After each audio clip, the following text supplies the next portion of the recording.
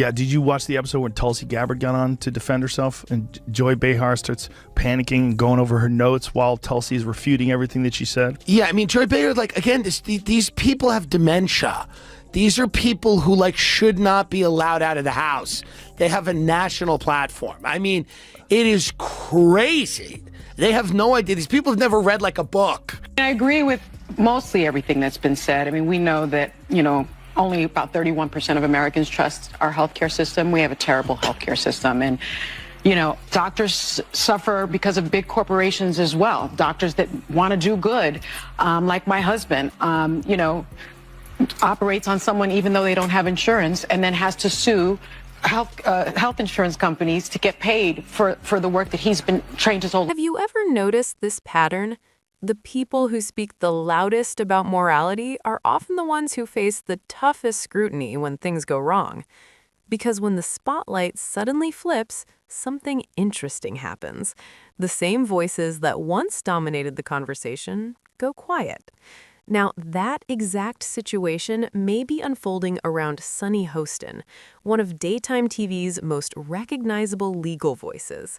She's now being pulled into a growing controversy tied to her husband and a reported $450 million fraud allegation. This isn't just another headline. It's the kind of story that puts a carefully built public image under real pressure. And with major media personalities starting to react, things are about to get a lot more intense. Life is random. The only word to describe it when a big game hunter gets trampled by an elephant and then eaten by lions is hilarious. News hit like a bombshell. Emmanuel Hostin, a respected orthopedic surgeon and Sunny Hostin's husband, was reportedly named in a major RICO case tied to an alleged $450 million healthcare fraud scheme. We're not talking about a minor issue here. The allegations involve large-scale billing fraud and kickbacks on a massive level. And what really stands out isn't just the scale, it's the contrast. A public figure known for speaking about ethics, law, and accountability is now connected, through family, to a serious federal case. That contrast alone is raising eyebrows everywhere. The Sunny Hostin that we all love from one of my favorite shows on The View. And it's always, Tom, what'd you always say? It's always the people that always do the pointing. And it always comes back to them, all right? So when you said this is the largest RICO case ever filed in the state of New York, you guys wrap that around your brain. That's bigger than the mafia case. Like the mafia one was number one. This one takes it over. So he was scamming insurance companies. Has to be, you know, if you average out the View hosts, among the dumbest people on television. And so it's like they say the thing that people are thinking, but they say it very directly, so they expose whatever truth. But I don't think some of them are dumb. You don't think so? No, I don't think Sunny Hostin. You think it's deliberate? I think she's ideologically driven, and they have blinders on for sure. I don't think Sunny's dumb. But Whoopi is certainly not the brightest person. And what she just said just doesn't make any sense. It's just like so silly to say. It's not a well thought out. But what might be even more surprising is what didn't happen. The View, a show known for breaking down every scandal, every controversy, every headline, suddenly went quiet. No major discussion, no deep dive, just business as usual. And for a panel that rarely holds back, that silence stood out. It raised a bigger question. Do the same rules apply when the story gets a little too close to home? Because in this case, the silence became part of the story. She is not implicated in the lawsuit at all, but it's just, I mean, you're married. Tom, you're married. If your husband's doing something, if he's allegedly doing something like this, you guys would know if your wives were up to some nefarious stuff. But let's just not forget who she is. She's been, for years, lecturing America about morality, inequality, systemic failures, and look at her track record. How many times does she have to go on in the past 2 months and look at the camera and do a legal apology for all the stuff that she said on the show? And then she also, on Trump's win, calling the loss because of uneducated white women that Trump won. We have to know that this is accused. All accused. Yeah, all accused, but he's in the RICO. This is a big RICO case that her husband's in. Then came the reaction from Joe Rogan, and as expected, he didn't hold back. Known for his unfiltered style, Rogan framed the situation as something bigger than just one case.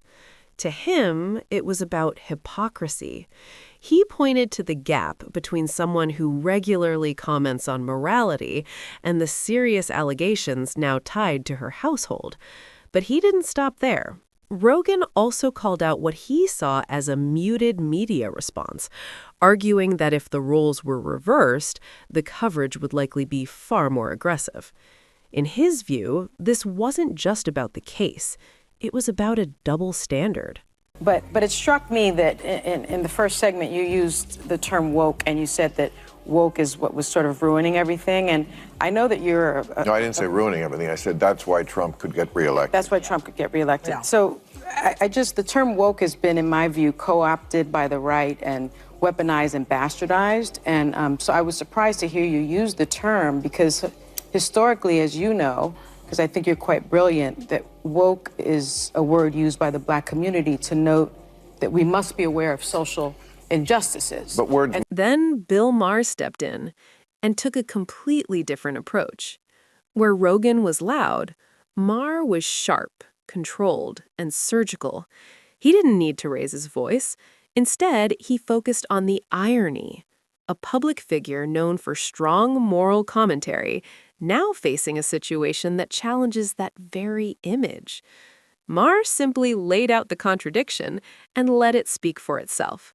No drama, no exaggeration, just one clear point. Sometimes the strongest statements are the ones you don't have to shout. Megan, I get it. I also hate Joy Behar. So I don't love you, but I also hate that squawking bird. So I hate the whole thing. And frankly, that show, you want to talk about a show that set women back, is The View.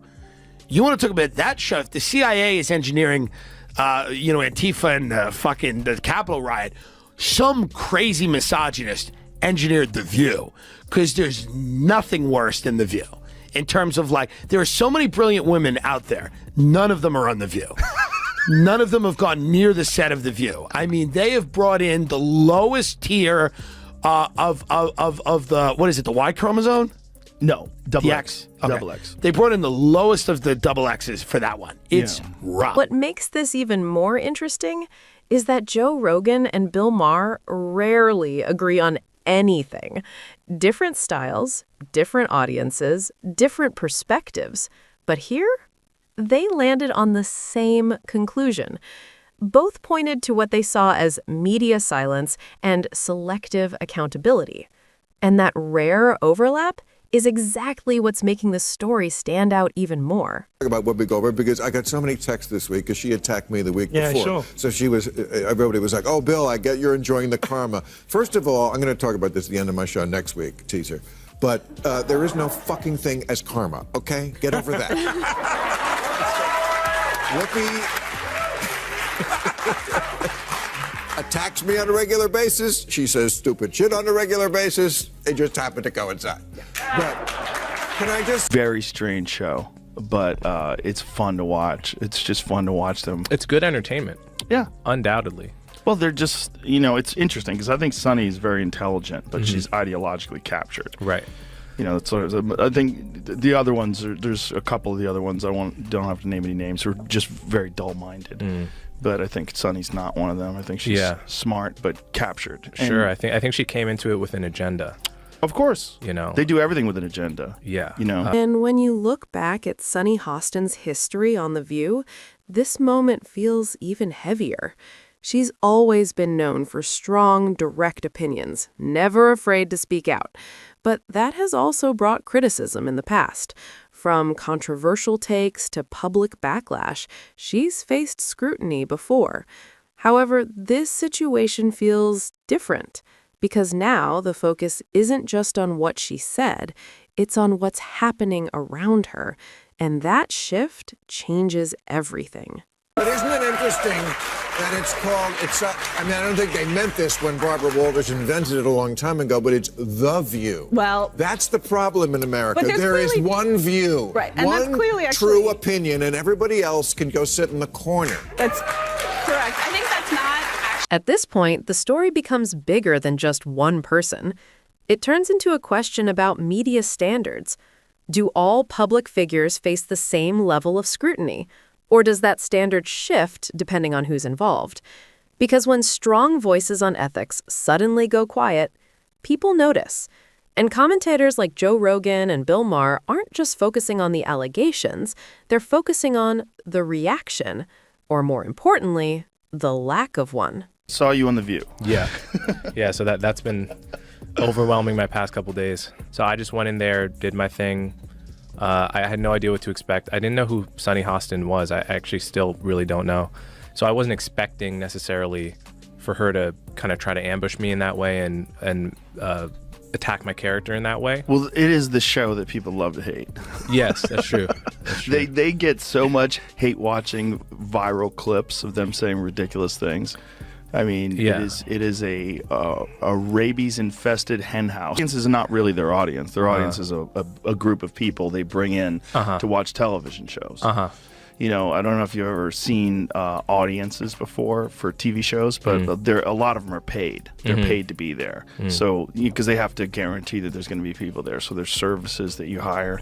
And when the show gets really, really popular, you know, like Letterman or something like that, obviously it has its own fan base. And right. Those people will try to get tickets before anybody else does. And in that case, they probably don't need to use a service anymore. They just get actual fans. But arguably, like, the real fans of The View that are like, oh, these ladies are on point. Most of those people can't leave the house. Like, they're probably immobile. So what are we left with? A high-profile TV personality, a major alleged fraud case worth $450 million, a talk show known for bold debates suddenly quiet, and two completely different voices finding unexpected agreement. In the end, the silence surrounding Sunny Hostin may be saying more than any statement ever could. Because in media and in public life, silence doesn't end the story. Sometimes it's what keeps the story alive.